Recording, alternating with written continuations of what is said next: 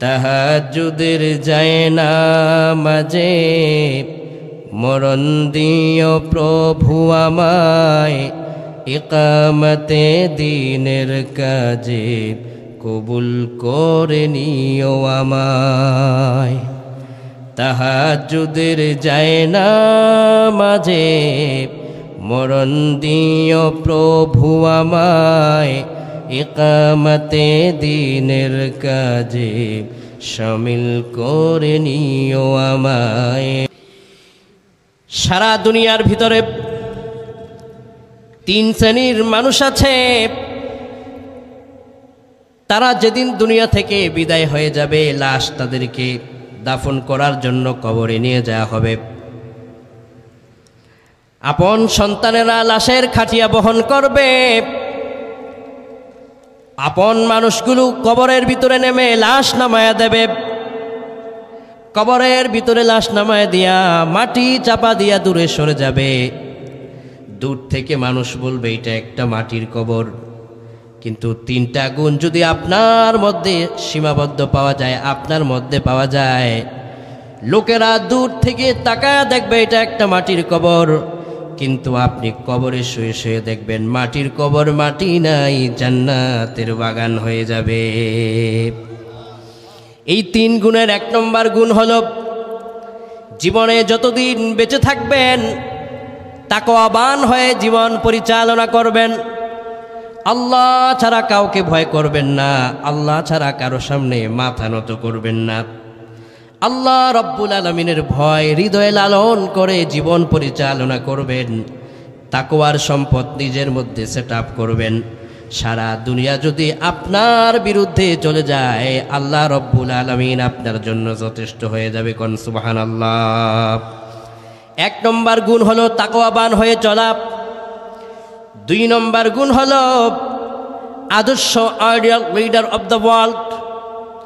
দুনিয়ার কোন নাস্তিক রামবাম কাফের মুশরিককে নেতা না মেনে নেতা মানতে হবে একমাত্র কেবলমাত্র শুধুমাত্র বিশ্বনবী মুহাম্মদুর রাসূলুল্লাহ সাল্লাল্লাহু আলাইহি ওয়াসাল্লামকে।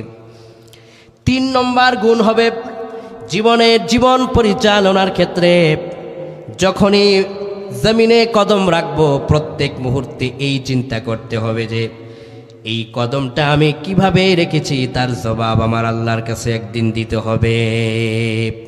পরকালীন জবাবদিহিমূলক জীবন গঠন করতে হবে।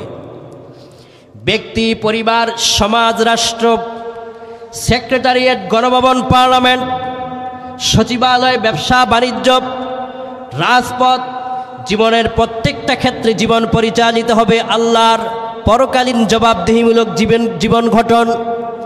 এই তিনটা গুণ যদি আপনার ভিতরে পাওয়া যায়, টাঙ্গাইলের তাওহীদি জনতা আপনার কাছে বলে যায়, নবীজি বলেছেন কবরে আপনার লাশ রাখা মাত্রই মানুষে বলবে এটা মাটির কবর, কিন্তু আপনি কবরে শুয়ে দেখবেন মাটির কবর মাটি নাই, জান্নাতের বাগান বানিয়ে দিবেন যিনি তিনি কে। এই তিনটা গুণ আমাদের মধ্যে রাখার দরকার আছে না নাই? এখন একটু বিস্তারিত শুনবো, বলুন ইনশাআল্লাহ। এক নম্বর কি বলছিলাম? তাকওয়া। বলুন এক নম্বর কি বলছিলাম? তাকওয়া। তাকওয়া মানেটা কি? তাকওয়া মানে হচ্ছে জীবন পরিচালনার ক্ষেত্রে আরশের মালিক মহান আল্লাহ যেটা আদেশ করেছেন, ওই আদেশ যদি আমার নেতার বিরুদ্ধেও যায়, নেতার কথার বিরুদ্ধে গেল, আমার আল্লাহর পক্ষে যেটা আছে সেটাকেই আমাকে মানতে হবে। ঠিক কিনা বলেন? আর আমার আল্লাহ যেটাকে নিষেধ করেছেন ওই নিষেধ থেকে সারা দুনিয়াও যদি আমাকে ওইটা করতে বলে আমি করব না, কেননা আমার আল্লাহর নিষেধ রয়েছে। তাকওয়ার দাবি হলো মানুষ তার জীবন পরিচালনা দুনিয়ার কোনো নাস্তিক রামবাম, দুনিয়ার কোনো মানব রচিত মতবাদ দিয়ে জীবন পরিচালনা করবে না। তাকওয়ার দাবি হলো যিনি দুনিয়া বানিয়েছেন, দুনিয়ার মালিক যিনি জীবন দিয়েছেন, ওই মহান আল্লাহর বিধান দিয়ে জীবন পরিচালনা করা। ঠিক কিনা কোন? আমার জীবন পরিচালিত হবে কার হুকুমে? আল্লাহ পাকের হুকুমে।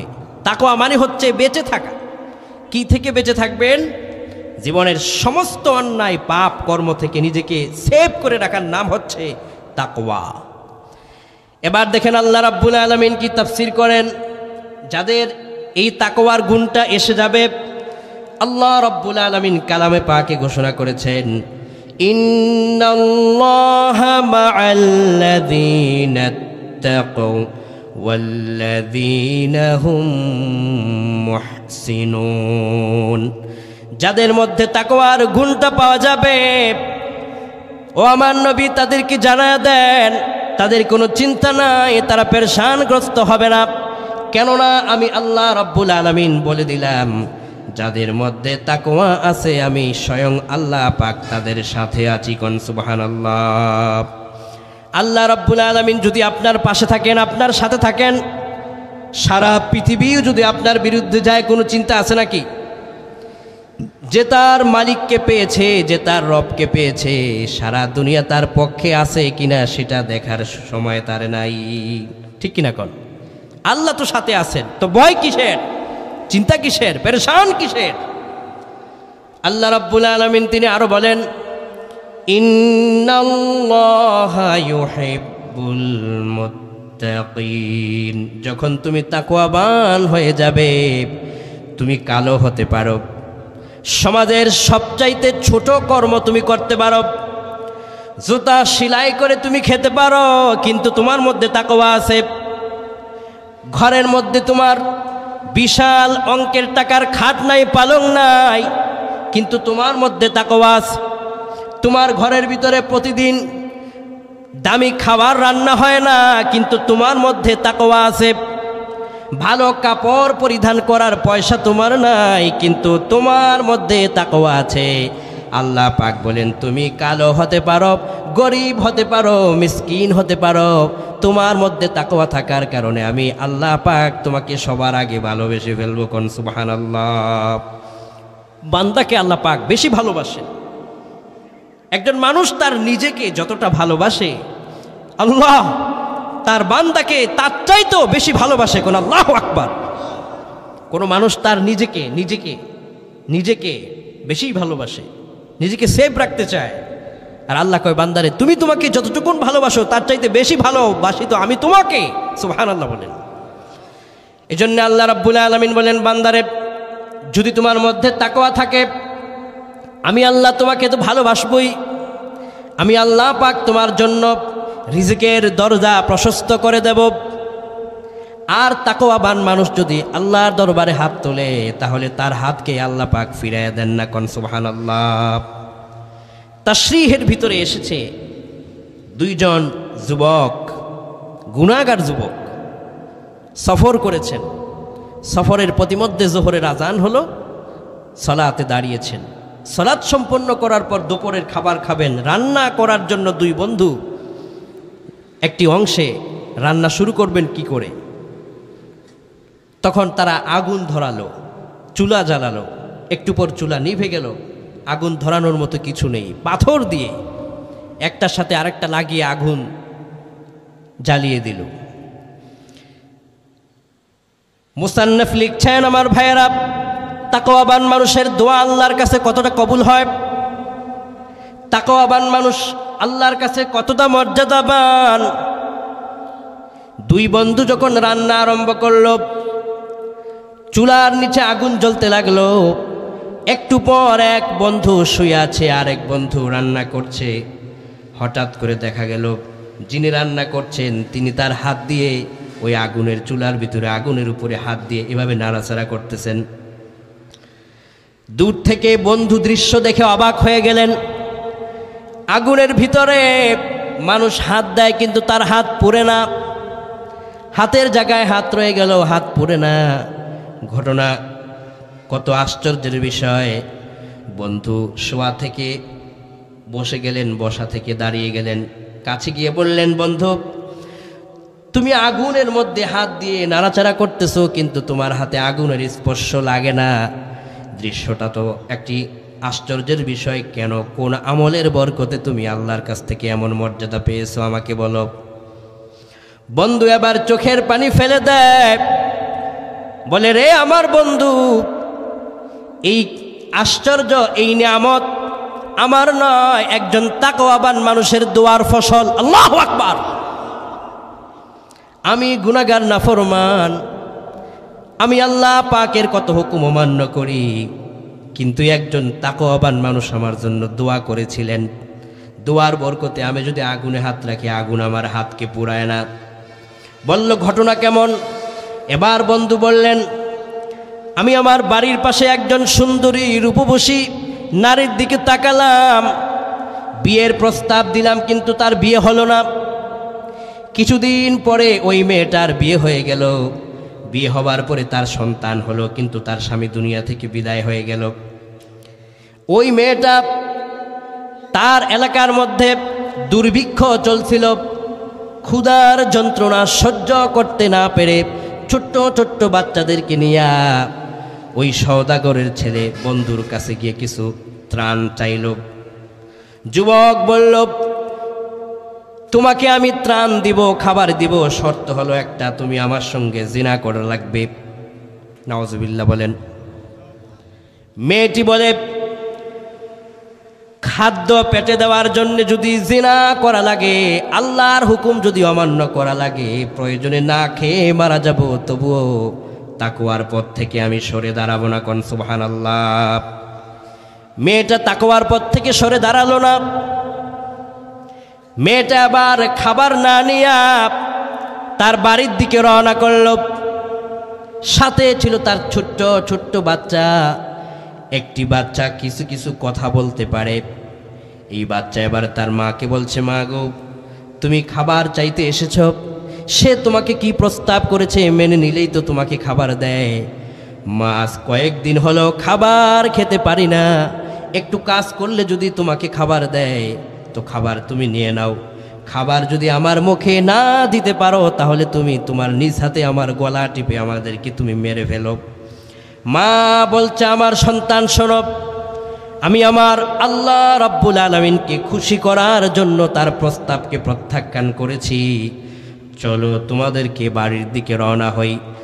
যদি আমার এই তাকওয়াটা আমার আল্লাহর জন্য হয়ে থাকে, এই ত্যাগ যদি আমার আল্লাহর জন্য হয়ে থাকে, তাহলে বাড়িতে গিয়ে দেখব দরজার সামনে খাবার ফেরেশতারা হলেও পাঠিয়ে রেখে দিয়েছে। চলো আল্লাহর প্রতি ভরসা রেখে বাড়ির দিকে রওনা হই। গুনাহের আমার রবকে অসন্তুষ্ট করে রিজিক খাবো, এর চেয়ে না খেয়ে মরে যাওয়া ভালো। তাকওয়া, আল্লাহর ভয়।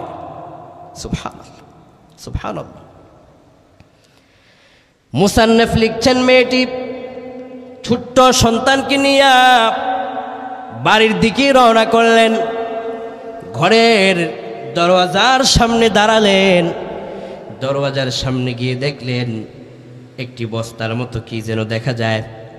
মেয়েটি আবার তার ছোট্ট সন্তানকে বলছে, আমার বাবা দেখো, আমি না বলেছিলাম আসমানের মালিক খাদ্য পাঠাবে, দরজার সামনে তাকায় দেখো, রাজ্জাক আল্লাহ রব্বুল আলামিন তোমাদের আমাদের জন্য খাবার পাঠিয়ে দিয়েছেন।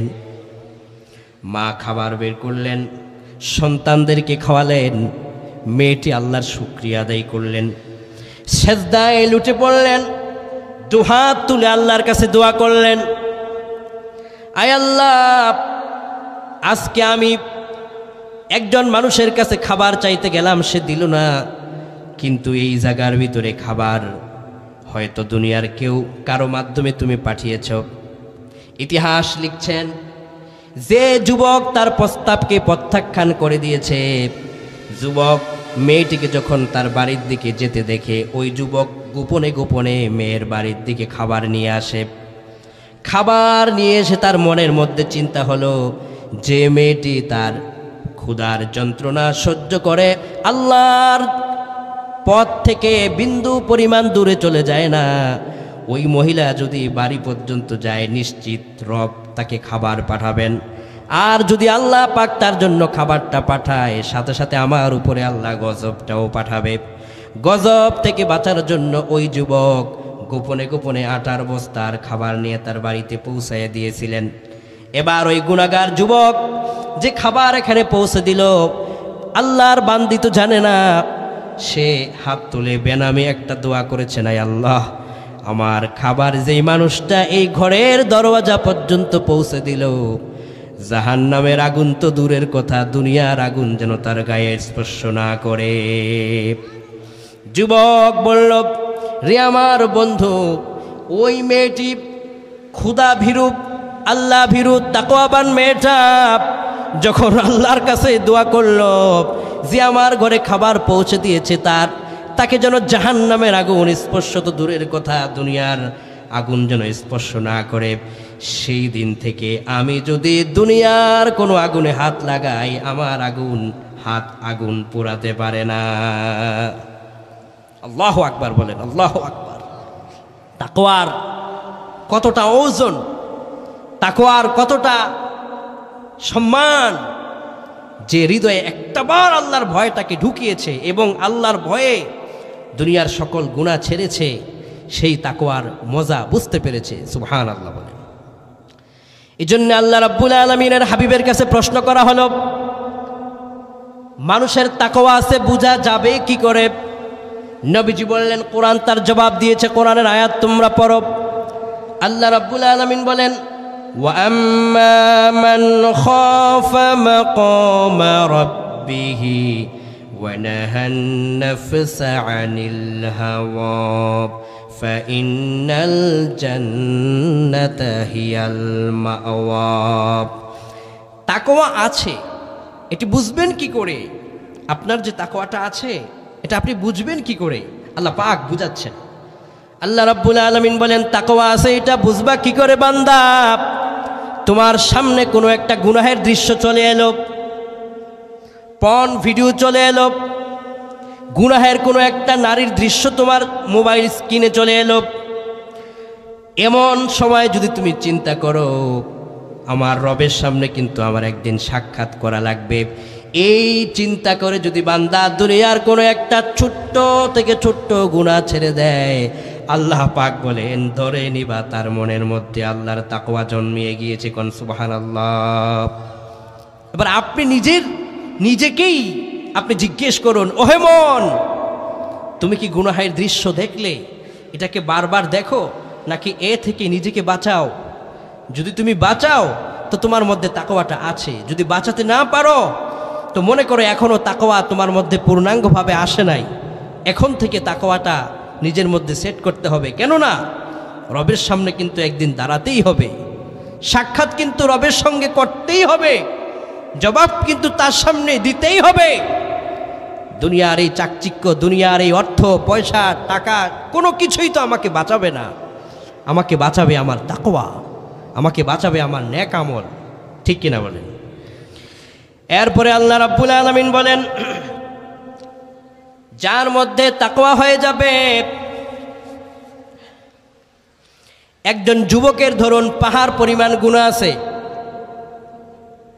বিশাল পাহাড় পরিমাণ গুনাহ আছে, আকাশ পরিমাণ গুনাহ আছে, কিন্তু এই যুবকটা যদি এটা বলে যে আল্লাহর সামনে আমাকে দাঁড়াতে হবে, আমি আর গুনাহটা করলাম না, অতটুকুন কথা যদি যুবক বলে, আল্লাহ পাক বলেন তোমার মহাকাশ পরিমাণ গুনাহগুলোকে আল্লাহ পাক 1 সেকেন্ডে মাফ করে দিবে। কোন সুবহানাল্লাহ। আপনার গুনাহ যদি পাহাড় পরিমাণ করে ফেলছেন, জানেন নাই, বুঝেন নাই, কিন্তু এখন আপনি মনে করতেছেন যে আমার না আল্লাহর সামনে দাঁড়াতে হবে, আমি কেমনে এই পাপটা করি, আমি তো রবকে দেখি নাই, কিন্তু রবের সামনে দাঁড়াতে হবে এটা তো বিশ্বাস করি, তো কি জবাব দিব আমি? তো আল্লাহ পাক বলেন যে এই চিন্তা করে যখন সে পাপটা ছেড়েই দিয়েছে, তার পাপ যদি মহাকাশ পেরিয়েও 7 আসমান পেরিয়ে পাপের সীমানা হয়, 1 সেকেন্ডে তার সব গুনাহ আল্লাহ পাক মাফ করে দিবেন।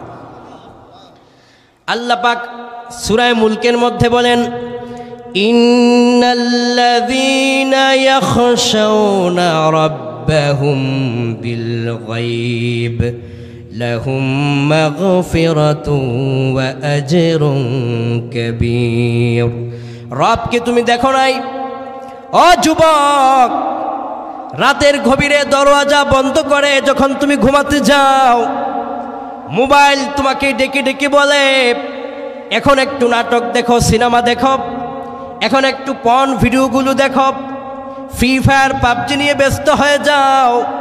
কিন্তু যুবক, তুমি তখন বললা, আমি যদি এখন নাটক সিনেমায় নারীদের দৃশ্য দেখি, গুনাহের দৃশ্যগুলো যদি দেখি, আমার আল্লাহর সামনে আমি কি করে দাঁড়াবো? এই ভয়টা করে যদি যুবক গুনাহটা তখন ছেড়ে দেয়, আল্লাহ পাক বলেন, লাহুম মাগফিরাতুন ওয়া আজরুন কাবীর। সাথে সাথে ওই দরজা বন্ধ করে যেই বিছানার মধ্যে তুমি শুয়ে শুয়ে আল্লাহরে ভয় করলা, ওই বিছানায় থাকতেই তোমার সব গুনাহ আল্লাহ মাফ করে দিবেন। কোন সুবহানাল্লাহ। এর নাম হচ্ছে তাকওয়া। যে কোনো গুনাহ সামনে আসলে, না না আমাকে রবের সামনে দাঁড়াতে হবে, আমি কি করে করি, ফিরিয়ে থাকা তাকওয়া, এটা হচ্ছে তাকওয়ার দাবি। এজন্য আমার ভাইয়েরা, আল্লাহর প্রিয় হতে হলে, জান্নাত পেতে হলে 1 নম্বর গুণ আমাদের প্রত্যেকের মধ্যে থাকতে হবে। এখন থেকে হৃদয়ের মধ্যে তাকওয়া লালন করব, আল্লাহর ভয় লালন করব, ইনশাআল্লাহ। বলেন সকালে, বলুন ইনশাআল্লাহ। আয় আল্লাহ, আপনি আমাদের প্রত্যেককে আপনার প্রিয় বান্দাদের কাতারে শামিল করুন, পড়ুন আমিন। 2 নম্বর গুণ হলো দুনিয়ার জীবনের প্রতিটা ক্ষেত্রে বিশ্বনবীকে নেতা হিসেবে মানা, আদর্শ হিসেবে মানা। মনে রাখবেন, আপনার জন্য একমাত্র কেবলমাত্র শুধুমাত্র আদর্শ নেতা হবেন তিনি, যিনি জীবনে একটাও মিথ্যে বলেন নাই। ঠিক কিনা কোন? আর আপনার আমার দেশের যেই নেতা, অমুক নেতার চরিত্র ফুলের মতো পবিত্র, নামাজ পড়ে না 1 ওয়াক্ত, আছে না নাই? এই নেতার পিছনে কত সময় আপনি দিলেন? মিছিল মিটিং করতে গিয়ে বিকাল 4টায় মিছিল মিটিং সমাবেশ, আসরের নামাজের আজান হলো মিছিলের কারণে, মিটিংয়ের কারণে, সমাবেশের কারণে নামাজ ছুটেছে। এরকম সমাবেশ বাংলাদেশে আছে না নাই? যেই মিছিলে গিয়ে আপনার নামাজ ছুটে যায়, আপনার রবকে সেজদা দেওয়া ছুটে যায়, এমন মিছিলে, মিটিংয়ের, সমাবেশে একজন ইমানদার মুসলমান কখনো যেতে পারেই না। আমার সেজদা, রবকে সেজদা দেওয়া তো সবার উপরে। ওয়ারাআবুল আযাব, যে আল্লাহকে বৃদ্ধঙ্গুষ্টি প্রদর্শন করে রসুলকে আদর্শ না মানে, সে কিয়ামতের দিন আল্লাহর আযাব দেখতে পাবে। কোরআন বলছে আযাব সে দেখতে পাবে। ওয়ারাআবুল আযাব ওয়া তাকাত্তাআত বিহিমুল আসবাব, সে আযাব দেখা মাত্রই দুনিয়ার সমস্ত বন্ধুত্বকে সে ছিন্ন করবে। আযাব দেখা মাত্রই আপন মানুষটা, আপন নেতা তার কর্মীকে ভুলে যাবে, বন্ধু তার বন্ধুকে ভুলে যাবে, মা তার সন্তানকে ভুলে যাবে, স্ত্রী তার স্বামীকে প্রত্যাখ্যান করবে। সেদিন শুধু নিজের চিন্তায় করে সামনের দিকে এগিয়ে যাবে আর বলবে, আল্লাহ আমাকে বাঁচাও। সন্তান তার মায়ের সামনে দিয়ে যাবে, তখনও বলবে, আল্লাহ আমাকে বাঁচাও। মায়ের কথা বলবে না, মাও সেদিন বলবে, আল্লাহ শুধু আমাকে বাঁচাও। সন্তানের কথা বলবে না। কি কঠিন একটা মুহূর্ত আমার সামনে অপেক্ষা করছে, আর আমার হাসি তামাশায় দুনিয়ার সময়গুলো বিলীন হয়ে যাচ্ছে। অথচ কি ভয়ঙ্কর দৃশ্যগুলো সামনে আসতেছে। আমার মৃত্যু আছে, পরকাল আছে, আখিরাত আছে। আর এই দুনিয়ার জন্য, দুনিয়ার এই সামান্য এই পিঁপড়ার চাইতেও যে এই দুনিয়ার মূল্য আল্লাহর কাছে বেশি নাই। এই দুনিয়ার পিছনে ঘুরে কত ওয়াক্ত সালাত যে আমি ছেড়ে দিলাম, আমার রবকে যে কতটা অসন্তুষ্ট আমি করলাম। না না, এখন থেকে আদর্শ নেতা নবী মুহাম্মদ সাল্লাল্লাহু আলাইহি ওয়াসাল্লামকে মানলে, এবং এই নবী মুহাম্মদ সাল্লাল্লাহু আলাইহি ওয়াসাল্লামকে যেই নেতা মেনে চলে, ওই নেতাকে সাপোর্ট করব। কিন্তু মুহাম্মদ সাল্লাল্লাহু আলাইহি ওয়াসাল্লামের আদর্শের বাহিরে বিন্দু পরিমাণ, 1 চুল পরিমাণ কেউ সরে দাঁড়িয়েছে, আমার জীবনের প্রতিটি পদক্ষেপ আমার রসুলের পক্ষে হবে, রসুলের বিপক্ষে করা যাবে না। ঠিক কিনা কোন? হযরত মুহাম্মদ সাল্লাল্লাহু আলাইহি ওয়াসাল্লাম is the best ideal leader of the world. সারা দুনিয়া সাক্ষী দিয়েছে। আজ কাফের, মুশরিক, ইহুদি প্রত্যেকেই সাক্ষী দিয়েছে যে মুহাম্মদ সাল্লাল্লাহু আলাইহি ওয়াসাল্লামের চেয়ে সারা পৃথিবীতে সর্বকালের, সর্বযুগের মহান আদর্শ নেতা পৃথিবীতে আর একজনও নাই। কোন? আল্লাহু আকবার। তাহলে আমরা আদর্শ নেতা মানব বিশ্বনবী মুহাম্মদ সাল্লাল্লাহু আলাইহি ওয়াসাল্লামকে। বিশ্বনবী সম্পর্কে আল্লাহ কয়, রে দুনিয়ার মানুষেরা, জীবনে একটা তিনি মিথ্যে কথা বলেন নাই। না খায়া উম্মতের মুখে খাবার তুলে দিয়েছেন, নিজে তার পরনের কাপড়টা না পরে উম্মতের গায়ের মধ্যে পরায় দিয়েছেন। এমন বিশ্বনবী সম্পর্কে আল্লাহ রাব্বুল আলামিন বলেন, ইয়া আইয়ুহাল্লাযীনা আমানু আতিউল্লাহা ওয়া আতিউর রাসূল। আল্লাহর বিধানকে তোমরা মেনে নাও, বিশ্বনবীর আদর্শের কাছে মস্তককে নত করো। তার ব্যক্তি, তার পরিবার, তার সামাজিক জীবন, তার রাষ্ট্রীয় জীবন, জীবনের প্রতিটা ক্ষেত্রে যদি তোমরা তাকে ফলো করো, মনে রাখবে তাকে ফলো করলে তুমি সফল হতে পারবে, তোমার সফলতা কেউ ঠেকাতে পারবে না। কোন ঠিক কিনা? আল্লাহ রাব্বুল আলামিন আরো বলেন, ওয়ামা কানা লিমুমিনিন ওয়ালা মুমিনাতিন ইযা কাদাল্লাহু ওয়া রাসূলুহু আমরা আন ইয়াকুনা লাহুমুল খিয়ারাতু মিন আমরিহিম ওয়া মান ইয়াসিল্লাহা ওয়া রাসূলুহু ফাকাদ যাল্লা যালালাম মুবিনা। রে টাঙ্গাইলের যুব সমাজ, টাঙ্গাইলের আমার পিতৃতুল্য বাবারা, আল্লাহ রাব্বুল আলামিন বলেন, তোমার সামনে যখন তোমার রবের কোনো একটা আদেশ এসে গেছে, তোমার রসুলের কোনো একটা বিধানের কথা চলে এসেছে, তো বিনা প্রশ্নে তোমাকে তোমার আল্লাহ তোমার রসুলের কথাকে মেনে নেওয়া লাগবেই। ঠিক কিনা কন? তোমার কোনো প্রশ্ন করা যাবে না রসুলের ব্যাপারে, আল্লাহর ব্যাপারে। আর যদি কেউ মনে করে যে রসুলের কথা আল্লাহর কথা সলাতে, সিজদায়, মসজিদের ভিতরে, সেক্রেটারিয়েট, গণভবন, পার্লামেন্ট, সচিবালয়, রাজপথে রসুলকে মেনে কি করব? সেখানে কার্ল মার্কসকে মানব, সেখানে লেনিনকে মানব, সেখানে জাতীয়তাবাদ সমাজতন্ত্রকে মানব, যদি এটা কেউ বিশ্বাস করে, আল্লাহ পাক বলছেন, শোনো, তোমার জন্য অগ্নিবার্তা কোরআন দিচ্ছে। আল্লাহ রাব্বুল আলামিন বলেন, আদর্শ নেতা মুহাম্মদ সাল্লাল্লাহু আলাইহি ওয়াসাল্লামকে প্রত্যাখ্যান যদি কেউ করে, দুনিয়ার রাম বাম ইসলামী শরীয়তকে যারা বিশ্বাস করে না, এমন নেতার পিছনে যদি 1 সেকেন্ড সময় কেউ দেয়, আল্লাহ পাক বলেন, আল্লাহর রসুলকে তো প্রত্যাখ্যান করলে এবং আল্লাহ পাকের অ্যাকশনের কথাটাও তুমি শুনে নাও। আল্লাহ পাক বলছেন, ওয়া মান ইয়াসিল্লাহা ওয়া রাসূলাহু ফাকাদ যাল্লা যালালাম মুবিনা। যদি আল্লাহকে, তার রসুলকে, বৃদ্ধাঙ্গুষ্ঠীকেও প্রদর্শন করে, আল্লাহর পথ থেকে, রসুলের পথ থেকে দূরে সরে যায়, আল্লাহ পাক বলেন, তোমার এই দূরে সরে যাওয়াটা শেষ পর্যন্ত পথভ্রষ্টতা হবে। জীবন তোমার এতটাই পিছনে চলে যাবে, তোমাকে সারা দুনিয়া মিলেও সাপোর্ট করলে তুমি সফল হতে পারবে না। ঠিক কিনা বলেন? আল্লাহ পাক বল, তুমি আল্লাহকে বাদ দিয়ে তুমি এগুতে চাও? আল্লাহকে বাদ দিয়ে তুমি সফল হতে চাও? নিশ্চয় নয়, এটা শুধু তোমার স্বপ্নই থেকে যাবে। ফেরাউনের দিকে তাকাও, আল্লাহকে মাইনাস করেছে ফেরাউন, আল্লাহকে মাইনাস করেছে নমরুদ। আল্লাহকে মাইনাস করার কারণে নমরুদ জুতার পিটা খেয়ে দুনিয়া থেকে বিদায় হয়েছে। কোন ঠিক কিনা? আল্লাহকে মাইনাস করার কারণে ফেরাউন পানিতে ডুবে হাবুডুবু খেয়ে দুনিয়া থেকে বিদায় হয়েছে।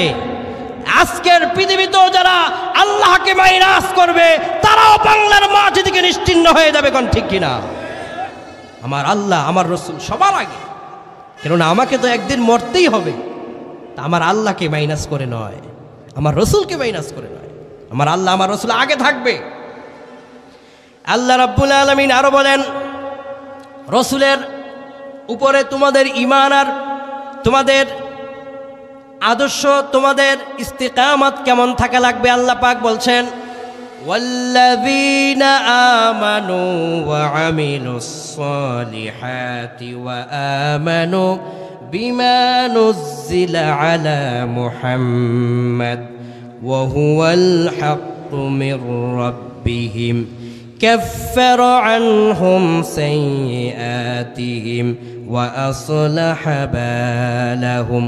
আল্লাহ রাব্বুল আলামিন বলেন, যারা তোমরা ঈমান এনেছ, তো ঈমান আনার পরে ঘরে ঘুমায় থাইকা সময় কাটায় দিও না, নেক আমল বেশি করে করবা। এরপরে যারা ঈমান আনার পরে নেক আমল করেছে তাদের উপর দায়িত্ব কর্তব্য হয়ে গিয়েছে এই বিমা নুজিলা আলা মুহাম্মদ, বিশ্বনবীর উপরে আল্লাহ যেই কোরআন নাজিল করেছেন, এই কোরআনে কারিমকে এক বাক্যে সত্যায়ন করা যে এই কোরআন হচ্ছে একমাত্র কেবলমাত্র মানবতার মুক্তির একমাত্র সংবিধান। ঠিক কিনা বলেন? এই পৃথিবীতে আল্লাহর কোরআনের চাইতে মহাসত্যের গ্রন্থ কি আর কোনো আছে? বর্তমান পৃথিবীর গবেষক বলছে, গবেষণা চলছে কোরআন নিয়ে, গবেষকগণে এক বাক্যে বলছেন, ক্যালিফোর্নিয়ায় লস অ্যাঞ্জেলেস টাইমস রিপোর্ট করেছে এই কোরআনের এমন এমন আশ্চর্যময় বিষয়গুলো আছে যেগুলো গবেষণা করে খোদ আমেরিকায় লস অ্যাঞ্জেলেস টাইমস রিপোর্ট করে বলছে যে কোরআন গবেষণা করে প্রতি বছর 1,50,000 খ্রিস্টান নতুন নতুন করে কালেমা পড়ে মুসলমান হয়ে যাচ্ছে। আল্লাহু আকবার বলেন। কোরআন গবেষণা করে। আপনার কোরআন যার কাছে আছে পৃথিবীতে আর তো কিছুই তার থাকা লাগে না। আমি কোরআন বুঝি না, তাই কোরআনের মর্ম বুঝি না। বর্তমান পৃথিবীতে এই কোরআনের এমন এমন আশ্চর্য জিনিসগুলো নিয়ে মানুষ গবেষণা করছে। যারা আগে বলতো there is no God, Allah বলতে কিছু নাই, তারা কোরআন গবেষণা করে বলছে there is no God except Allah who created man from an আব্রিও read and your lord is the most beneficent. তারা কোরআনকে মানত না, বিশ্বাস করতো না, কিন্তু কোরআনের আশ্চর্যময় এমন কিছু তথ্য গবেষণা করে বলছে, কে বলছে আল্লাহ নাই? আল্লাহর কোরআনের প্রত্যেকটা আয়াত বলছে আল্লাহ আছেন। কোন আল্লাহু আকবার।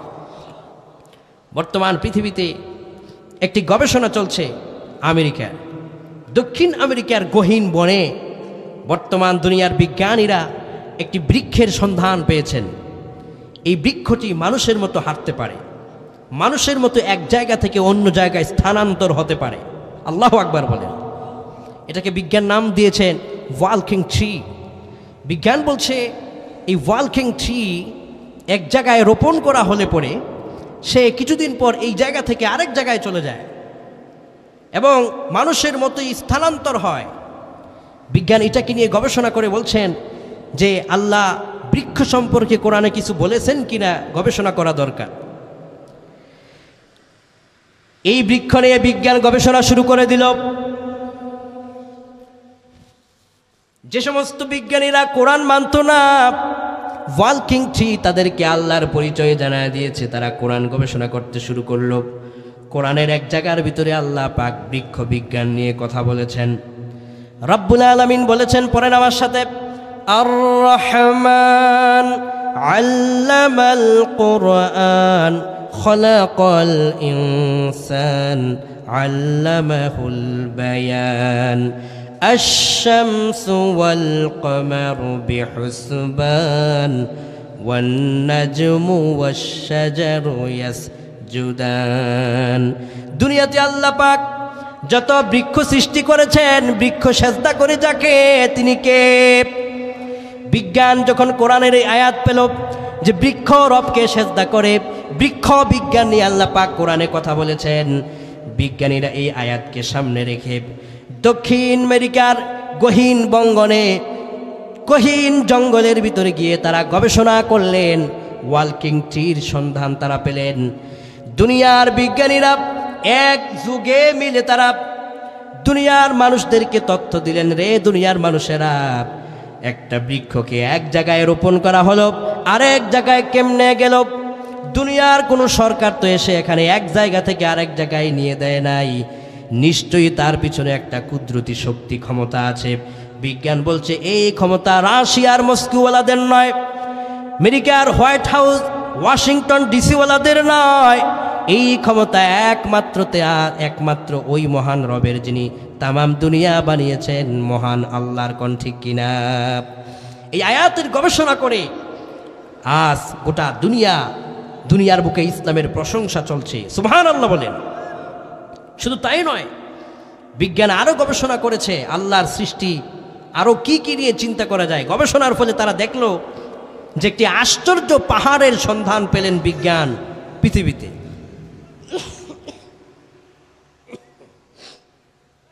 তারা পৃথিবীতে একটি পাহাড়ের সন্ধান পেলেন চীনে যেই পাহাড়টি একসাথে 7 রঙের সুসজ্জিত, আসমান থেকে প্লেন দিয়ে তাকালে মনে হয় যেন এই পাহাড়টি দুনিয়াতে এক টুকরো আল্লাহর জান্নাত। কোন সুবহানাল্লাহ। দুনিয়াতে কখনো 7 রঙের পাহাড় কি এখানে যারা আছি কেউ দেখেছেন? লাল, নীল, হলুদ এরকম করে কি সুন্দর করে সাজানো একটি পাহাড় চীনে আছে, এবং সমুদ্র পৃষ্ঠ থেকে 17,000 ফিট তার উচ্চতা। এই পাহাড় থেকে 3.5, 4, 5, 6 হাজার কিলোমিটার যদি উপরে চলে যায় প্লেনের মাধ্যমে, যখন এই পাহাড়ের দিকে তাকানো হয় তো দেখলে বোঝা যায় পৃথিবীতে যেন আল্লাহ পাক একটা গোলাপ ফুল এই চীনের এই পাহাড়ের মধ্যে চিত্র ফুটায় তুলছে। কোন আল্লাহু আকবার। বিজ্ঞান গবেষণা করে বললেন,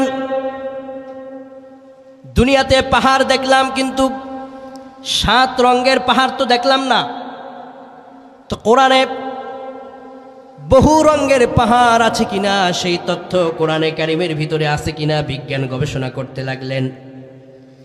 বিজ্ঞান যখন গবেষণার জন্য কোরআনে কারিমকে হাত নিলেন, আল্লাহ রাব্বুল আলামিনের কোরআনে কারিমের ভিতরে 1,500 বছর আগেই বহু রঙের পাহাড় পৃথিবীতে থাকবে বলে আল্লাহ পাক কোরআনে ভবিষ্যৎবাণী করে দিয়েছেন। কোন সুবহানাল্লাহ। কোরআনে কারিম বিজ্ঞান গবেষণা করলো আর আয়াত পেয়ে গেল। রাব্বুল আলামিন বলেন, ওয়ামিনাল জিবালি জুদাদুম বিদুন ওয়া হুমরুম মুখতালিফুন আলওয়ানুহা ওয়া গরাবিবু সুদ। আল্লাহ পাক বহু রঙের পাহাড় পৃথিবীতে থাকবে সে কথাও কোরআনের মধ্যে 1,500 বছর আগে কোট করেছেন। আল্লাহ পাকের কোরআনে কারিমের সেই আয়াত যখন বিজ্ঞান গবেষণা করতে লাগলো, বিজ্ঞান বললেন আল্লাহর কোরআনে যে পাহাড় নিয়ে এত সুন্দর চমৎকার তথ্য থাকতে পারে, এই কোরআনে কারিম কখনো মিথ্যা হতে পারে না। এই কোরআন মানুষের জন্য কখনো অমঙ্গল হতে পারে না। আমরা মেনে নিলাম কোরআনের মালিক আল্লাহ মহাসত্য। কোন সুবহানাল্লাহ। শুধু তাই নয়, পৃথিবীতে আল্লাহর সৃষ্টিগুলো নিয়ে যখন আপনি চিন্তা করবেন বিবেকের দরজা আপনার খুলে যাবে। মালয়েশিয়াতে একটি পাহাড় রয়েছে ক্যামেরন হাইল্যান্ড। এই ক্যামেরন হাইল্যান্ড এই একটি পাহাড় দিয়ে গোটা মালয়েশিয়ার খাদ্যের ব্যবস্থা আল্লাহ পাক করছেন। আল্লাহু আকবার বলেন। একটি পাহাড়ের সবজি খাদ্য খাবার দিয়ে পুরো মালয়েশিয়াকে আল্লাহ পাক চালাচ্ছেন। বিজ্ঞানীরা সমুদ্র পৃষ্ঠ থেকে 6,000 ফিট উপরে এই ক্যামেরন হাইল্যান্ড তারা আবিষ্কার করলেন, এবং এই বিশাল উঁচু পাহাড়ে সেখানে মধু চাষ, সেখানে স্ট্রবেরির বাগান, সেখানে চা বাগান, শাক সবজি দিয়ে আল্লাহ পাক এতটা ভরপুর করে রেখে দিয়েছেন, একবার সেখানে যারা তাকায় মনে হয় যেন একটা জান্নাতের স্নিগ্ধ হাওয়া বইছে। কোন আল্লাহু আকবার। এই নিয়ামতগুলো দিচ্ছেন যিনি, তিনি কে? বিজ্ঞানীরা ক্যামেরন হাইল্যান্ড নিয়ে তারা গবেষণা করলেন। গবেষণা করার পরে তারা দেখলেন বিশাল পাহাড়ের উপরে কি করে সবজি চাষ করা যায়, বিশাল পাহাড়ের উপরে কি করে স্ট্রবেরির বাগান করা যায়। এই বিশাল পাহাড়ের উপরে এত নিয়ামত কেমনে আসে? গবেষণা করতে করতে পাওয়া গেল আল্লাহ রাব্বুল আলামিনের কোরআনে কারীমের একটা আয়াত তারা সামনে আনলেন, যালিকুমুল্লাহু রাব্বুকুম লা ইলাহা ইল্লাহু খালিকু কুল্লি শাই। এগুলো তোমরা বানাও নাই, তোমার রব তিনি একমাত্র ইলাহা, যিনি ছাড়া কোনো ইলাহা নাই। এত বিশাল বিশাল পাহাড়গুলো আল্লাহ পাক তিনি নিজেই তোমাদের কল্যাণের জন্য বানিয়ে রেখেছেন। কোন সুবহানাল্লাহ। পৃথিবীতে যত কিছু আছে আপনি তাকাবেন, চিন্তা করবেন, বিবেকের দরজা খুলে যাবে। বিজ্ঞানীরা এগুলো গবেষণা করে তাদের ঈমান আজ প্রতিষ্ঠিত হচ্ছে, সামনের দিকে এগিয়ে যাচ্ছে। এজন্য সেই আল্লাহ পাক আমাদেরকে বলছেন, রে দুনিয়ার মানুষেরা, সেই রব তোমাদেরকে আদর্শ নেতা একজনকে দিয়েছেন, তার নাম হচ্ছে মুহাম্মদ। বলুন তার নাম কি? মুহাম্মদ সাল্লাল্লাহু আলাইহি ওয়াসাল্লাম। আদর্শ নেতা হচ্ছেন তিনি। 3 নম্বর গুণ থাকবে তাদের, দুনিয়ার জীবন তাদের পরিচালিত হবে পরকালীন জবাবদিহিমূলক। একটি কদম তারা সামনে ফেলবে, এই একটি কদম সামনে ফেলার পিছনে চিন্তা হবে আমাকে একদিন চলে তো যেতেই হবে, আমাকে একদিন কবরের মাটির নিচে তো শুইতেই হবে। এই চিন্তা করে সে পরকালের জবাবদিহিমূলক জীবনকে গঠন করবে। রাব্বুল আলামিন বলেন, আফাহাসিবতুম আন্নামা খালাকনাকুম আবাসাও ওয়া আন্নাকুম ইলাইনা লা তুরজাউন। মানুষ কি মনে করেছে তাকে এমনিতেই ছেড়ে দেওয়া হবে? সৃষ্টি তাকে এমনিতেই করা হয়েছে, সে কি আল্লাহর সামনে দাঁড়াবে না? এটা কি সে মনে করেছে নাকি? যদি এটা সে মনে করে, আল্লাহ পাক বলছেন, আল্লাহ রাব্বুল আলামিন বলেন, কাইফা তাকফুরুনা বিল্লাহি ওয়া কুনতুম আমওয়াতান ফাআহয়াকুম সুম্মা ইউমীতুকুম সুম্মা ইউহয়িকুম সুম্মা ইলাইহি তুরজাউন। তুমি তো নিষ্প্রাণ ছিলে, আল্লাহ পাক তোমাকে জীবন দিয়েছেন, আবার তোমাকে তোমার রবের কাছে তোমাদের প্রত্যেককেই ফিরে যেতে হবে। যতই তুমি দুনিয়ার জিন্দেগিতে থাকতে চাও, সময় যখন ফুরিয়ে যাবে কেউ তোমাকে ফিরিয়ে রাখতে পারবে না। কোন ঠিক কিনা? চলে যেতে হবে। হঠাৎ শুনবেন আমি নাই, হঠাৎ শোনা হবে আপনি নাই। মসজিদের মাইকে এলান হয়ে যাবে, এলাকায় মানুষ বলবে, আরে অমুককে তো আমি গতদিন দোকানে দেখেছিলাম, আরে অমুকের সাথে তো মাত্র কথা হলো। মৃত্যুটা হঠাৎ এসে যাবে। এজন্য পরকালের প্রস্তুতি নেওয়ার দরকার আছে না নাই? এই তিনটা প্রস্তুতি যখন আপনার মধ্যে থাকবে, আপনাকে আখেরাতের জীবনে ক্ষমা করবেন যিনি, তিনি কে? আমাদের ইয়াং সোসাইটি, যুব সমাজকে আমি বলবো, এখনকার যুব সমাজ হৃদয়ের মধ্যে আল্লাহর এই ভয়, রসুলের আদর্শ আর পরকালীন জবাবদিহিমূলক চিন্তাটা সেট করেন। আপনি পিতা, আপনার সন্তানের হৃদয়ে আল্লাহর ভয় যেন সেট হয়, সেটা আপনার দায়িত্ব, বিশাল দায়িত্ব। কিন্তু আমরা যেই ভুলটা করছি সমাজে, যে ছেলেটা মাত্র 10-12 বছরে পেরিয়েছে, হাতে একটা মোবাইল তুলে দিয়েছি, আর এই মোবাইল পেয়ে এই সন্তান তার মা বাবা খাদ্য খাবার সব ভুলে গিয়েছে। এরকম আছে না নাই? 18 বছরের আগে সন্তানের হাতে মোবাইল দিবেন না। মোবাইল সন্তানের হাতে তুলে দিয়েছেন তো নিজের পায়ে জন্য নিজে কুড়ালটাই মেরেছেন। মোবাইল সন্তানের হাতে তুলে দিয়েছেন তো সন্তানের জীবনকে আপনি ধ্বংস করেছেন। আমি একটি পত্রিকা পড়লাম সেদিন, মোবাইল মানুষের জীবনকে কতটা ভয়ঙ্কর দৃষ্টান্তে নিতে পারে। একজন প্রকৌশলী, তার নাম রাকিব উদ্দিন, প্রকৌশলী, হঠাৎ করে এই ঢাকার ভিতরে তার স্ত্রীকে নিজ হাতে সে হত্যা করল। 4 বছরের তার কন্যা সন্তানকে নিজ হাতে হত্যা করল। নিজ হাতে 10 বছরের কলিজার টুকরা সন্তানকে সে হত্যা করল। পুলিশ এসে যখন তাকে গ্রেপ্তার করলো, জবানবন্দি নিল, কেন তুমি এটা করলে? সে ভয়ঙ্কর ভয়ঙ্কর তথ্য দিল। সে বলছে যে আমি মোবাইলের মাধ্যমে একটি গেমস এর সফটওয়্যার নিলাম, ওই যে বিভিন্ন রকমের ফ্রি ফায়ার, পাবজি, ক্যাসিনো, বিভিন্ন গেমসের অ্যাপসগুলো নিলাম, একটার পর একটা চাইতে লাগলাম। এখান থেকে দেখে আমার মনের মধ্যে জাগলো যে একটু বাস্তবে গিয়ে একটু খেলাটা খেলি না। এই জুয়া, এই ক্যাসিনোর আড্ডায় গিয়ে একদিন আমি গেলাম, গিয়ে প্রথম দিন জুয়ায় আমি জিতলাম। এভাবে তার পরের দিন গেলাম, যেতে যেতে কিছুদিন পর আবার আমি জিতলাম না। তো আমার কিছু যে সংরক্ষিত টাকা ছিল ব্যাংকে নিয়ে ওই টাকা দিয়ে জুয়া খেললাম। এই সূত্রটা কি ছিল? মোবাইল। সেই ক্যাসিনোতে আসার সূত্রটা কি ছিল? একটু কান খাড়া করে শুনুন, আমার সন্তানগুলো কিভাবে ক্ষতিগ্রস্ত হচ্ছে আপনি নিজেও জানছেন না। আপনার ছেলেটা কিভাবে ক্ষতিগ্রস্ত হয়ে যাচ্ছে, আপনার কথা শুনছে না, মায়ের কথা শুনছে না ছেলেগুলো, কি কারণে? তো এই প্রকৌশলী বলছেন যে এভাবে আমি এবার আমার মনের মধ্যে এই ক্যাসিনো ঢুকে গেল। এক পর্যায়ে আমার ব্যাংকের টাকা শেষ, আমি ধার করতে লাগলাম। ধার করতে করতে কোটি টাকার উপরে সে ঋণগ্রস্ত হলো এই জুয়া খেলে। এখন পরিবারে আসার পরে স্ত্রী বলে বাজার করো, বাজারের টাকা নাই। সন্তান বলে বাবা এটা এনে দাও, টাকা নাই। স্ত্রী বলে কাল সকালে নাস্তার কোনো কিছু নাই, টাকার জন্য আমি আনতে পারি না। এভাবে করে এই জ্বালা যন্ত্রণা যখন আমি সহ্য করতে পারলাম না, তো সিদ্ধান্ত নিলাম আমি আমার স্ত্রী সন্তানকে আমি মেরে ফেলব।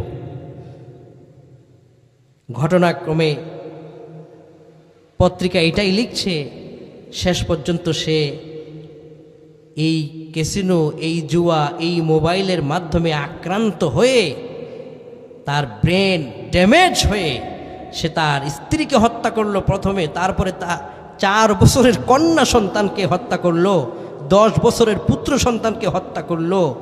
এই একটা মাত্র মোবাইল কতগুলো মানুষের জীবনকে নষ্ট করে দিল। এইরকম ঘটনা বাংলাদেশে হাজার হাজার, কোন ঠিক কিনা? আপনার সন্তান রাতের গভীরে যে ফোনটা আপনি দিচ্ছেন, দরজা অফ করে এই সন্তান এই মোবাইল নিয়ে কি করছে।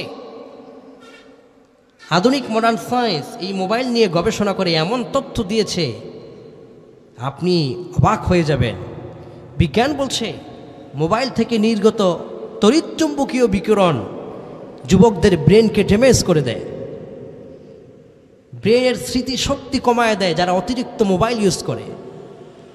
অতিরিক্ত মোবাইল ইউজ যারা করে, বিজ্ঞান গবেষণা করে বলছেন যে তার প্রথম সমস্যা হবে ব্রেনটা আউট হয়ে যাবে, ড্যামেজ হয়ে যাবে, কাজ করবে না।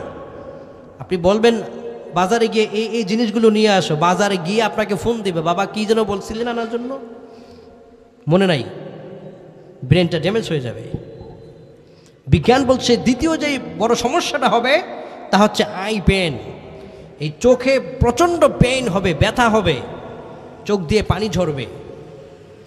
বিজ্ঞান গবেষণা করে বলছে অতিরিক্ত মোবাইল চালানোর কারণে তৃতীয় নম্বর যেই ক্ষতিটা হবে তা হচ্ছে মাথার মধ্যে প্রচণ্ড ব্যথা বেদনা শুরু হবে। দেখবেন যারা বেশি ইউজ করে মোবাইল, দেখবেন যে প্রায় তারা বলে মাথাটা খুব ব্যথা করছে, খুব ব্যথা করছে। বিজ্ঞানীরা গবেষণা করে বলেছেন যে তার চতুর্থ যেই সমস্যাটা হবে তা হচ্ছে যে আস্তে আস্তে করে তার ফেস স্মার্টনেস, বডি স্মার্টনেস এগুলো বিলীন হয়ে যাবে। এবং মনোবিজ্ঞানীরা বলছেন যে তাদের হৃদয়ের মধ্যে যে একটা নূর, আলো, মনের মধ্যে যে একটা আন্তরিকতা, আনন্দ মুহূর্ত, এগুলো উঠে যাবে। বিজ্ঞানীরা আরও ভয়ঙ্কর তথ্য দিয়েছেন, মোবাইল থেকে নির্গত তড়িৎচুম্বকীয় বিকিরণ মানুষদেরকে শেষ পর্যন্ত ক্যান্সারে পর্যন্ত নিয়ে যেতে পারে। নাউযুবিল্লাহ। অথচ এই মোবাইল আমার ছেলে, আপনার ছেলের, প্রত্যেকটার ছেলেদের পকেটে পকেটে আপনি নিজে দিয়েছেন, এবং মোবাইলের মাধ্যমে আপনার সন্তান কোন ফ্রেন্ডের সাথে যোগাযোগ রাখছে আপনি নিজেও জানেন না। অথচ প্রত্যেকটা পিতামাতার উচিত তার সন্তানের মোবাইলকে কন্ট্রোল করা। কার সাথে সে মেসেজ আদান প্রদান করছে, WhatsApp, Facebook, Instagram, TikTok, YouTube, সে কি দেখছে, এগুলো পিতামাতার উচিত এগুলো কেয়ার করা। কিন্তু আমাদের সন্তান কি করে, মোবাইলটার মধ্যে একটা পিন দিয়ে দেয়, বাবাও তার পিনকোড জানে না, মাও জানে না। মোবাইল যদি মা ধরে, দেখি তুই কার সাথে কথা বলিস, সন্তান মোবাইল মার কাছ থেকে লুকিয়ে নেয়, কারণ আপনি তো তাকে সেই ছোট থেকেই এভাবে গড়ে তুলেছেন। এই জন্য নেশা হয়ে গিয়েছে, হওয়ার কারণে আপনাকে সে শ্রদ্ধা করছেন না। ও পিতা, ও আমার মা, নিজের সন্তানের প্রতি যত্ন নিন, নিজের সন্তানের মোবাইলকে কন্ট্রোল করতে হবে। 2 নম্বরে, এই সন্তান মোবাইল যদি ইউজ করতেই হয় তাহলে অবশ্যই এই পিনকোড তার বাবা মায়ের কাছে থাকতে হবে। কে মোবাইল ইউজ করবে 18 বছরের পর, ইউনিভার্সিটিতে গিয়েছে, বিশ্ববিদ্যালয়ে গিয়েছে, যোগাযোগ রাখতে হবে। অনেক সময় অনলাইনে তাকে ক্লাস করতে হবে, এই বিভিন্ন কারণে দেওয়া লাগতে পারে, কিন্তু তার সন্তানের মোবাইলের কন্ট্রোল থাকবে অভিভাবকের কাছে। যদি এটা করতে পারেন, সন্তানগুলো আগামী দিনে অনেক ভালো থাকবে, না হয় ধ্বংসের দিকে চলে যাচ্ছে। আর এই সন্তানগুলোকে ফিরিয়ে রাখার জন্য প্রতিদিন রাত 11টার মধ্যে ঘুমাতে হবে এবং ফজরের সময় জাগতে হবে। কিন্তু আমরা আমাদের ছেলেগুলো ঘুমায় রাত কয়টায়? 12টায়, 1টায়, 3টায়, এরকম রাত জাগা যুবক আছে না নাই? যে যুবক রাত বেশি জাগে ওই যুবক দিনে ঘুমায় বেশি। অথচ বিজ্ঞান বলছে রাতে তুমি যত বেশি জাগ্রত থাকবে তোমার শরীর আস্তে আস্তে ড্যামেজ হয়ে যাবে। আর রাতের বেলা যখন তুমি তোমার লাইট দরজা সব কিছু অফ করে ঘুমাবে, এই ঘুমানোর কারণে তোমার ব্রেইন আস্তে আস্তে শক্তিশালী হবে, কর্মক্ষমতা তোমার বাড়বে, দিনের বেলায় তোমার কাজে মন বসবে। এজন্যে যারা মোবাইলে বেশি বেশি আসক্ত হয়ে গিয়েছে তাদেরকে এখনই সতর্ক করুন। সতর্ক না হলে এই মোবাইল, যে ক্যাসিনো, জুয়া, পাবজি, এগুলো আস্তে আস্তে করে এতটাই নেশাগ্রস্ত হয়ে যাবে, সব ধ্বংস হয়ে যাবে। আল্লাহ আমাদের সন্তানদেরকে বুঝানোর তৌফিক দিন পড়ি, আমিন। আরেকটি কথা না বললেই নয়, তা হচ্ছে আপনার মেয়ে, অবশ্যই এখানে যারা আছেন, আমি যুবতী বোনদের আমার কথা যারা শুনছেন, কখনো কোনো পুরুষের মোবাইলের হাই মেসেজ এগুলো রিপ্লাই দিবেন না। বর্তমানে ইসকন নামের ভয়ঙ্কর সন্ত্রাসী সংগঠন, তারা মুসলিম যুবতীদেরকে নানান রকম ফন্দি দিয়ে প্রেমের ফাঁদে পেলে তাদের চরিত্রকে নষ্ট করে দিচ্ছে এবং শেষ পর্যন্ত ধর্ষণ করে, ভিডিও করে সেটা বিশ্ববাজারে তারা প্রচার করে বলছে, দেখো মুসলমান মেয়েদেরকে আমরা কিভাবে শায়েস্তা করে যাচ্ছি। আমার বড় দুঃখ লাগে, এদেশে যারাই রাষ্ট্র সরকারে আসে, সরকারকে যদি কেউ গালি দেয় 5 ঘন্টা নয় 5 মিনিটের মধ্যে তাকে গ্রেফতার করে আইনের আওতায় আনা হয়। কিন্তু আমার বোনের ইজ্জত যখন নষ্ট করা হয়, আমার আল্লাহ আমার রসুলকে নিয়ে যখন গালিগালাজ করা হয়, তখন তাদেরকে 5 মিনিট, 5 ঘন্টা নয়, 5 দিন নয়, সময়ের পর সময়, মাসের পর মাস চলে যায়, আইনের আওতায় আনতে সরকার কেন জানি ভয় পায়। কাকে ভয় পাচ্ছেন আপনারা? ভারতকে ভয় পাচ্ছেন? মনে রাখবেন, আল্লাহ যার উপর নারাজ হয়ে যায়, গোটা দুনিয়ার রাষ্ট্র ক্ষমতা একসাথে মিলেও ওই গজব থেকে কেউ বাঁচাতে পারবে না। যুব সমাজকে আমি বলবো, এই ইসকন নানান ফাঁদে ফেলে আমার যুবতী বোনদের ইজ্জতকে নষ্ট করে দিচ্ছে। ইটস গ্রেট এক্সাম্পল গাজীপুরের আশামণি নামের এই ছোট্ট যুবতী বোনটা।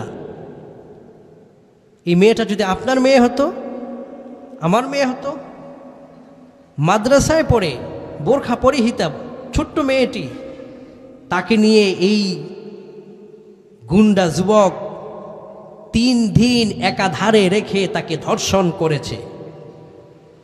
আমরা আজকের প্রোগ্রাম থেকে বলতে চাই, এই ইসকন যারা আমার মায়ের ইজ্জতকে লুণ্ঠন করে, নষ্ট করে, অচিরেই বাংলার মাটিতে তাদেরকে নিষিদ্ধ ঘোষণা করতে হবে। যে ইসকন 2014 সালে ঢাকার স্বামীবাগে মুসলমানদের তারাবিহের নামাজে তারা বাধা প্রয়োগ করেছিল, 2016 সালে সিলেটের বুকে মুসলমানদের মসজিদের জুমার অনুষ্ঠানে তারা নামাজের সময় তারা স্পিকার গান বাদ্য বাজিয়ে নামাজকে তারা অপমান করেছে। মুসল্লিরা যখন প্রতিবাদ করেছে, সেই মুসল্লিদের উপর হামলা করেছে। যে ইসকন আমার মুসলিম সাইফুল আলিফকে রাজপথে চট্টগ্রামে হত্যা করেছে, যে ইসকন আমার আশামণি বোনের ইজ্জতকে নষ্ট করেছে, যে ইসকন এই গাজীপুরের টঙ্গীর ইমামকে অপহরণ করে ভারতে পাচার করার জন্য ষড়যন্ত্র করেছে, যে ইসকন বাংলাদেশের পতাকার উপর তাদের গেরুয়া রঙের পতাকা নিক্ষেপ করে বাংলাদেশের সঙ্গে তারা চূড়ান্ত বিধ্বংসী প্রদর্শন করেছে, সেই ইসকনকে বাংলার মাটিতে নিষিদ্ধ করতেই হবে, করতেই হবে, করতেই হবে। বলেন ঠিক কিনা? কেননা বাংলাদেশের 90% মুসলমানদের দেশে যদি আমার বাপকে গালি দেওয়া হয় আমি সহ্য করতে পারি, আমার মাকে গালি দিলে আমি সহ্য করতে পারি, কিন্তু ইসকন যদি আমার ইসলামকে নিয়ে, কোরআনকে নিয়ে আমার মুসলমান বোনদের ইজ্জতকে রাস্তায় নামায় দেয়, আমরা কখনো সহ্য করতে পারি না। ইসকন যদি গৌর গোবিন্দের ভূমিকায় বাংলাদেশে নাজিল হয়, এই বাংলাদেশের কোটি কোটি যুবক শাহজালালের ভূমিকায় নামবে, কোন ঠিক কিনা? কেননা আমরা আল্লাহ পাকের প্রতি সেই বিশ্বাস ভরসা রেখে আমরা সামনে এগিয়ে যাচ্ছি। আমার ইসলাম, আমার কোরআন, আমার আল্লাহ, আমার রসুল সবার উপরে। ইসকনকে আমি বলবো, যদি আমার কথা তোমাদের কান পর্যন্ত যায়, তোমরা মনে রেখো, বাংলাদেশের মাটি থেকে ইসলামকে নিশ্চিহ্ন করার জন্যই তো তোমরা নেমেছ। আমি ছোট্ট মানুষ বলে গেলাম, এই বাংলাদেশের মাটি যতদিন থাকবে, সূর্য উঠবে ডুববে, ইসলামকে বাংলার মাটি থেকে নিশ্চিহ্ন কেউ করতে পারবে না। যারাই নিশ্চিহ্ন করার ষড়যন্ত্র করবে, তারাই পিছনের দরজা দিয়ে পালিয়ে যেতে বাধ্য হবে, কোন ঠিক কিনা? আমাদেরকে সচেতন হতে হবে, জাগ্রত হতে হবে। সচেতন এবং জাগ্রত যদি আমরা না হই, তাহলে আমাদের সামনের জীবন অনেক ভয়ঙ্কর দিন আসতেছে। সেনা অফিসারদেরকে আদালতে আইনের আওতায় আনা যায়, ইসকনকে আইনের আওতায় কেন আনা যাবে না? যে বাংলাদেশের পতাকার সঙ্গে গেরুয়া রঙের পতাকা লাগিয়েছে, রাষ্ট্রদ্রোহিতার কাজ করেছে। রাষ্ট্রদ্রোহিতার কাজ যারা করেছে, অবশ্যই তাদেরকে আইনের আওতায় এনে কোনো মুসলমানদের ধর্ম ইসলাম নিয়ে যেন অবমাননা কেউ না করে, সেদিকে সজাগ দৃষ্টি রাষ্ট্র, জনগণ প্রত্যেককেই রাখা ইমানি দায়িত্ব, কোন ঠিক কিনা? আল্লাহ আমাদের প্রত্যেককে বুঝার তৌফিক দিন, আমরা পড়ি আমিন। সমাজকে সচেতন করুন। এলাকার যারা আইম্মায়ে মাসাজিদ ইমাম সাহেবান আছেন, মসজিদের মুসল্লিদের প্রতি এই নসিহতগুলো করুন, যেন এই দুনিয়ার জীবন থেকে একজন পাক্কা ইমানদার হয়ে যেন আমরা আখিরাতে যেতে পারি। আজকের এই ছোট্ট টপিকে আমরা যে কথাগুলো বললাম, যে 3টা গুণ থাকলে মৃত্যুবরণ করার সাথে সাথেই জান্নাত। 3 গুণের এক হচ্ছে তাকওয়াবান হওয়া, দ্বিতীয় গুণ হলো রাসূল সাল্লাল্লাহু আলাইহি ওয়াসাল্লামকে আদর্শ নেতা মেনে তার আদর্শ মোতাবেক জীবন পরিচালনার জন্য নিজেকে উৎসর্গ করা। 3 নম্বরে কি বলেছি? জীবন পরিচালনার ক্ষেত্রে এই চিন্তা করা যে আমি এক পা দিয়েছি, আরেক পা সামনে দিব, আমার আল্লাহ আমাকে দেখছেন। পরকালীন জবাবদিহিমূলক চিন্তা করে সামনে এগিয়ে যাওয়া। আমরা এই 3টা গুণ আমাদের মধ্যে সেট করতে পারবো তো ইনশাআল্লাহ? এই আল্লাহ আমাদের প্রত্যেককে আমল করার তৌফিক দিন, পড়ি আমিন। আমরা মোনাজাতের দিকে যাব, থাকুন। 1 নম্বর, দৈনিক 5 ওয়াক্ত সালাত যে কোনো মূল্যে পড়বেন, যত ব্যস্ততার ভিতরে থাকেন পড়বেন, পায়ে ধরে বলি পড়বেন। যত গুনাহ করেন সালাত ছাড়বেন না, যত অপরাধ করেন সালাত ছাড়বেন না। 5 ওয়াক্ত সালাত পড়তেই হবে, পড়বেন ইনশাআল্লাহ বলেন। বিশেষ করে ফজরের সালাত। বিশ্বনবী বললেন, রাকাতুল ফজর খায়রুম মিনাদ দুনিয়া ওয়া মা ফিহা। রে যুবক, ফজরের 2 রাকাত সুন্নত নামাজ যদি তুমি আদায় করতে পেরেছো, এই 2 রাকাত সুন্নত যদি এক পাল্লায় দেয়া হয়, তামাম পৃথিবী যদি অপর পাল্লায় দেয়া হয়, যুবকের 2 রাকাত ফজরের সুন্নতের মূল্য আল্লাহর কাছে তামাম পৃথিবী থেকে বেশি ভারী হয়ে যাবে। নামাজ 5 ওয়াক্ত পড়ব তো ইনশাআল্লাহ, ছাড়ব না। 2 নম্বর, প্রতিদিনের আমল, অন্তত 100 বার এই আমলটা করবেন, সুবহানাল্লাহি ওয়া বিহামদিহি। নবীজি বলেছেন, মান ক্বালা সুবহানাল্লাহি ওয়া বিহামদিহি ফি ইয়াউমিন 100 মাররা। দৈনিক যদি 100 বার কেউ সুবহানাল্লাহি ওয়া বিহামদিহি পাঠ করে, গুনাহ যদি তার প্রশান্ত মহাসাগরের চাইতেও বেশি হয়, আল্লাহ রাব্বুল আলামিন তার প্রশান্ত মহাসাগরের চাইতে বেশি গুনাহ মাফ করে দিবেন। দৈনিক 100 বার এই আমলটা করবেন। এই নিয়মে আপনি পড়তে পারেন যে ফজরে 20 বার পড়লেন, জোহরে 20 পড়লেন, আসরে 20 বার পড়লেন, মাগরিবে 20 বার পড়লেন, এশার পরে হাঁটতে হাঁটতে 20 বার পড়ে নিলেন, তো 5 ওয়াক্ত সালাতটাও হয়ে গেল আর আপনার এই আমলটাও পূর্ণ হয়ে গেল। অথবা একসাথে বসেও পড়তে পারেন। নবীজি বলেছেন যে যদি দৈনিকের মধ্যে হয়ে যায়, তো তোমার গুনাহ যদি সাগরের ফেনার চাইতেও বেশি হয়, আল্লাহ পাক মাফ করে দিবেন। সুবহানাল্লাহ। কন এটা হলো 2 নম্বর আমল। 3 নম্বর যে আমল, দৈনিক অন্তত 1 বার হলেও পড়বেন, আস্তাগফিরুল্লাহ। আল্লাহ, আমি যে জীবনে কত পাপ করেছি, আয় আল্লাহ তুমি ছাড়া কেউ জানে না। আর এই পাপের কারণে যদি আমার উপর কোনো ভয়ঙ্কর আযাব নেমে আসে, আমি সেই আযাব থেকে বাঁচতে পারবো না। তাই আল্লাহ আমি তোমার কাছে ইস্তেগফার করলাম, তোমার দিকে আমি মুতাওয়াজ্জা হলাম।